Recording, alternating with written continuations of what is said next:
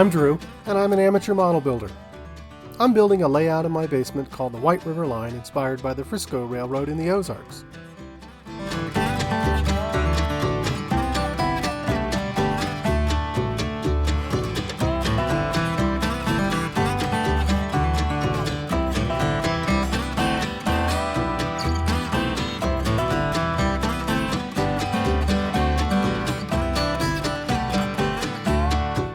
In this episode, I'm going to be returning to layout planning.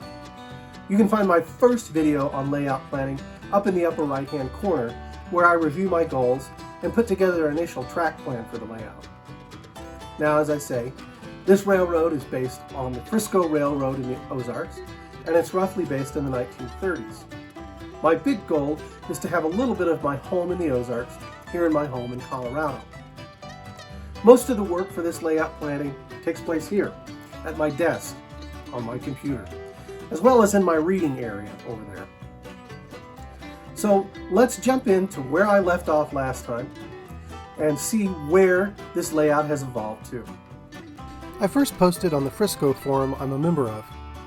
It is a great resource for not only modeling the Frisco, but learning about Frisco history, and it is rich with photos and documents about the railroad. One of the earliest comments I got that really started to develop my thinking about my layout was from Iantha Branch. They noticed that the size of my layout might be a little awkward. At 6 feet by 8 feet, it'll be difficult to reach the middle of the layout. A good rule of thumb is no more than 2 feet of layout space from any accessible edge. Now, I kind of had this idea of an island layout stuck in my head for a couple of reasons. First, this is typically the type of layout most beginners build. Second, I was having trouble envisioning how other layout types would work in the space I have available to me. I decided I needed to expand my options beyond an island layout. To expand my thinking, I needed to expand my exposure to what other model railroaders have done. There's a wealth of information and inspiration out there for model railroaders. Online, there is an almost limitless number of track plans available in online forums, modeling blogs, and informational websites. There are also numerous periodicals and books with thousands and thousands of track plans. In addition to books with pre-made track plans, you can find numerous titles with advice and guidance on creating your own original track plan. There are also numerous railroad clubs and societies that provide model railroaders the opportunity to exchange ideas and build together. Online forums can be a good stand-in for clubs in the current COVID environment, and I use these extensively. But I decided I wanted a little more interaction and back and forth with a real person. I'd gotten lots of great advice online from a modeler going by Traction Fan, so I arranged a Zoom call with him to discuss layout and track planning. But let's get back to where I was stuck. Wanting to do more than an island layout can easily accomplish, but not sure how I could make that work with my space. Now, there are 3 primary types of layouts for smaller home layouts. First, there's the island type, what I've been working on, freestanding and open all the way around. Second, there's a shelf layout that is narrow and generally goes around all or most of the room. Third, there is a walk-in. This can be similar to a shelf layout, but is typically wider and may include peninsulas. Walk-in might also include a lift-out or swing-out portion, so operators are completely enclosed in the layout when running trains. One of the limitations of an island layout is that you need free space all the way around. This really shrinks the usable space that you have. A shelf layout can easily use the perimeters of a room, leaving a lot of space in the middle. But I need the wall space for storage in my basement, and this entertainment center breaks up the wall even more. A shelf layout wasn't going to work. The problem with the space I'd originally chosen is that it was right next to the entry into the basement. I needed to make sure there was space to easily pass through. A walk-in could work in my original space, but as I began to think about it, I didn't really want to have to navigate my train area to get to work every day. I started to turn my eye to the guest bed area. Placing a walk-in layout in the corner would give me more space for my layout and keep it out of the way. This space isn't much bigger than my original location, but it is much more accommodating to a walk-in style layout. I took some measurements of the space, and then I sat down to create a new track plan in xtrkcad. I built this plan with a lift-out section in mind on the bottom right.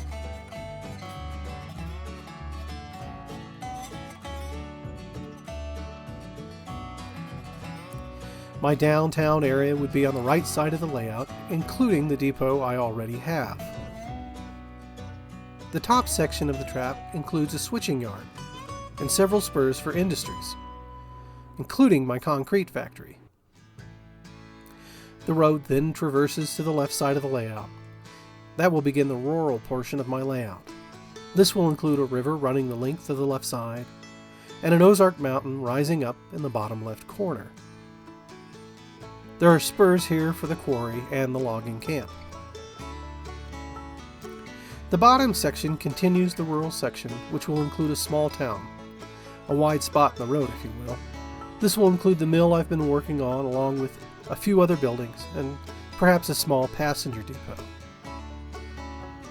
I posted this track plan on Model Train Forum seeking some feedback.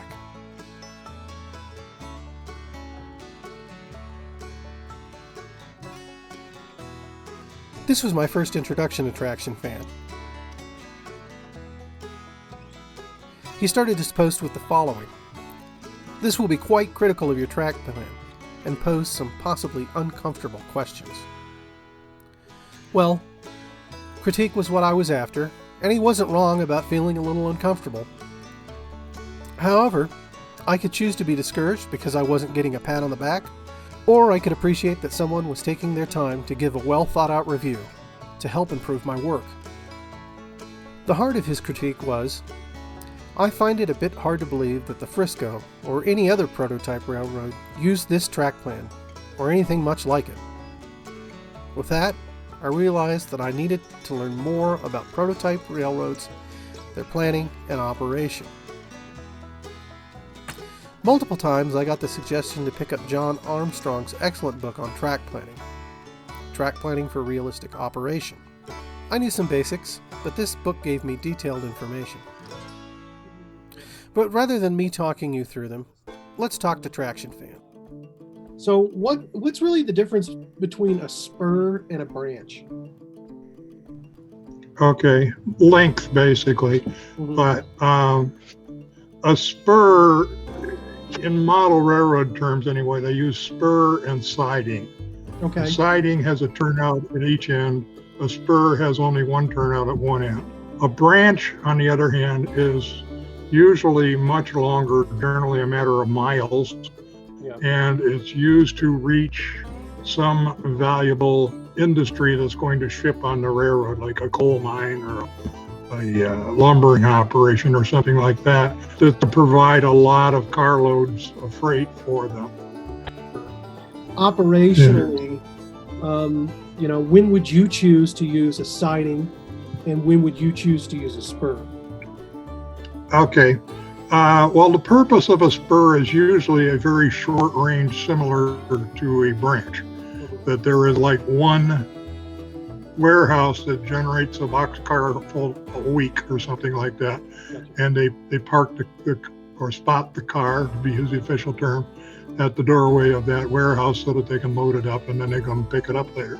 So the spur is used basically for set-outs and pickups. It might also be used for a meet, which is the railroad term for a passing maneuver.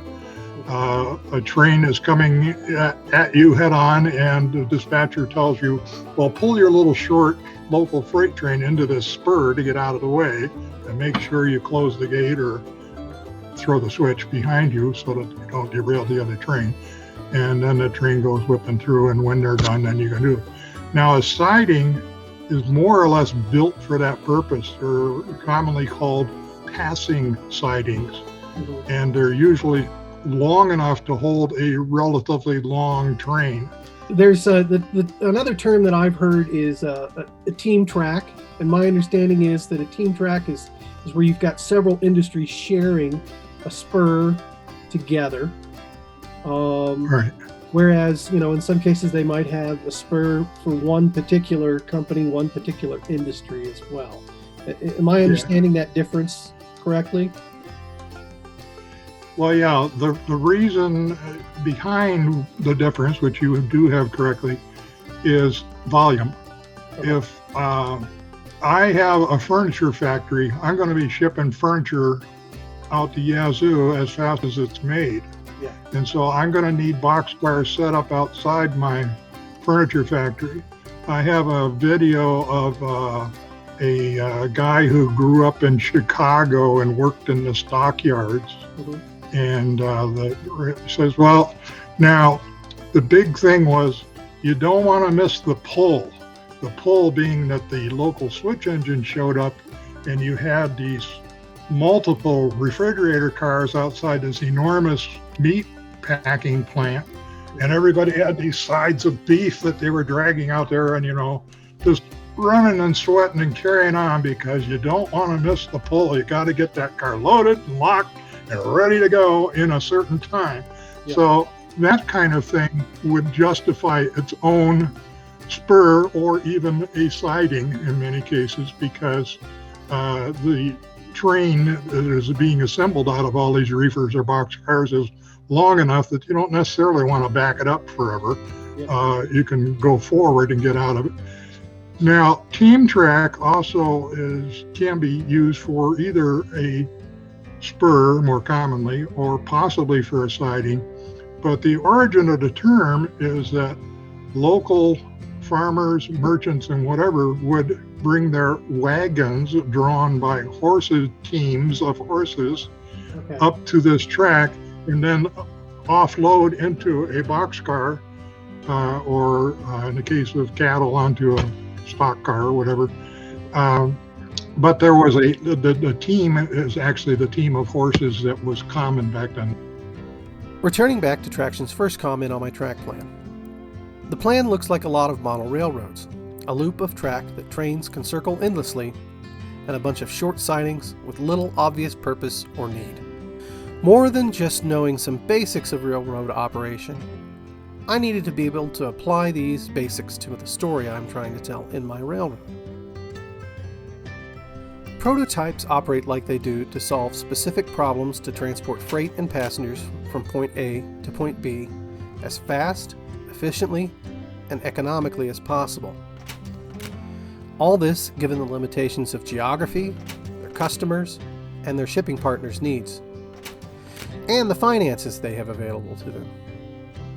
All the while, they need to outperform their competitors. My goals for my layout began to evolve beyond my initial plans. This should hopefully lead to a better, more interesting model railroad. In addition to the goals I started with, I wanted to model more prototypical operations, create a track plan that incorporates the storytelling goals I started out with,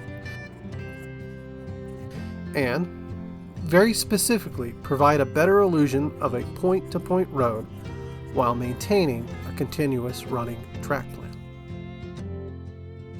Returning to my track planning software, I also made one adjustment to create a more accessible layout. I removed the lift-out section. Eliminating the lift-out eliminated my oval main line that I had designed. I needed to find some way to turn my trains around at the points or the dead ends on my layout. But keeping my continuous running goal in mind, I didn't want to always have to deal with a solution that required my intervention. In real life, trains are turned in about 3 ways: turntables, Ys, and loops. Ys and turntables would require me to do something to keep my train running. I don't want this. A loop could work. In track planning for realistic operation, John Armstrong recommends starting with establishing a main line for the railroad. Going back to my xtrkcad software, I began laying down a main line. But I ran into a little bit of a problem. The benchwork or tabletop I had started with will not fit an adequately large enough loop to turn my train and stay within the standards to operational reliability. I needed to modify my planned benchwork, so I found myself staring at the space. The space I have is limited by the bookshelves, and the sliding glass doors for my walkout are also in the way. I figured I could eke out some more space by modifying the area near the bookshelf and the couch and get some more space for my loops. I ended up with bench work that looks like this. Now I began to lay out my main line in earnest. With the main line in place, let me walk you through my vision of where the areas of my layout will be placed. Here at the top will be my rural area. I place this here because it is the first part of the layout you will encounter as you enter the room. And for me, a striking and convincing reproduction of the natural landscape evokes more awe, as well as the nostalgia I have for my home in the Ozarks. The river will flow along a large portion of the top. This will be the only area where the rails change in elevation. This will give me the opportunity to have a track on the bluffs above the river, as well as follow the riverbed itself for a while. There will be a spur to service both the logging camp and quarry. My small town, along with the spring and grist mill, will find a home here. The section on the left is where I will place my rail yard and engine service. It will be a dynamic area of railroad operations. Complex track arrangements can also inspire awe and nostalgia for us rail fans. It will be a convenient spot for operating my trains, and these transitional areas from country to city is where land is cheap and highly suitable for classification and dispatch. I spent a fair amount of time playing with the rail yard to get it just right. I'd like it to be a little bit longer, but this is the space I have. I also included an area for engine service and a switching lead. Finally, in this bottom section is where my industrial and urbanish area will be. The curvy part will be the large town, and the very bottom will be the industrial area. The town will be noticed first, and then we'll draw viewers deeper into the story of the railroad as the industrial area will be discovered last. I added some stub spurs as well as sidings to service these industries. I still need to work out what will be placed where, but in general, we've got passenger service at the top and industry at the bottom. I also included a section that will go into my bookshelf. This will be a staging area for my trades and simulate access to the outside world and the larger rail system. At this point, this is still a work in progress. I feel pretty happy with my rail yard. I still have some details to work out with the spurs and sidings for the rest of the layout. In general, they need to be bigger, but I think this is 90% done. I don't anticipate any major changes to my main line, but there still is some tweaking to do. Before I wrap up, let's return to my conversation with Traction Fan. While I was pretty far along in my track plan when we spoke, I did get some more valuable feedback from him. Yeah, and I know you're a big advocate for really trying to meet some of those track plans. And I know you've you've pushed me towards something that isn't a continuous loop, even though I'm stubborn, just like every other model railroader. In what I want to. Well, you want to be able to run. You want to be able to run your train. You probably want to be able to get it running and back off and watch it run. Everybody does. Yeah. But it doesn't have to look like that. Yeah. I don't know if this camera will show it, but I'm going to show you something on my own layout. Traction lifted off a section of the city streets to show me a staging yard and how he does continuous running. I also have a rear track back here, which is the return loop. The trains disappear on the main line. They go under this bridge in front of the station. They loop around and we go back here. So there is continuous running. So the solution Traction Fan uses is to literally hide a section of track to loop his train back around to the beginning. I'd rather go with a strategy of disguising the loops with other layout elements. Okay, well, you want to separate the loop somehow, but that doesn't necessarily mean that you have to have an absolute view block like a hill or a double-sided backdrop. Sometimes something like a river or an open valley can serve as a form of separation, even though you can see the train. Mm-hmm. Okay. As I work to finalize my layout planning, if there is such a thing as a final track plan before the track is actually laid, I need to address some things. First, I need to figure out how to modify my track plan to lengthen my spurs and sidings at the bottom. Second, I need to adjust my vision for the rural portion of the layout and then lengthen that spur and provide more realism for those industries. Finally, I need to think through both the rural and urban portions of my layout and how to disguise my loops with buildings and scenery. Thanks for joining me on this episode. I'm really pleased with the progress that I've been making on my layout planning. I do have some more layout planning videos coming up, but they should be a bit more hands-on, and hopefully I can get started on some bench work soon. If you enjoyed this video, please click on the like below. This lets me know what kind of content that you're interested in. You can find me on Instagram, Twitter, and Facebook, and you can find that information in the description below. If you've got any feedback on my layout plan, please leave it in the comments as well. Feedback has been instrumental in making my layout better. Now, the summer months are coming up, so for the next few episodes, I'm going to be going to every 3 weeks. We've got some pretty busy family plans coming up, and I'm not going to be able to meet the 2-week schedule that I've had so far.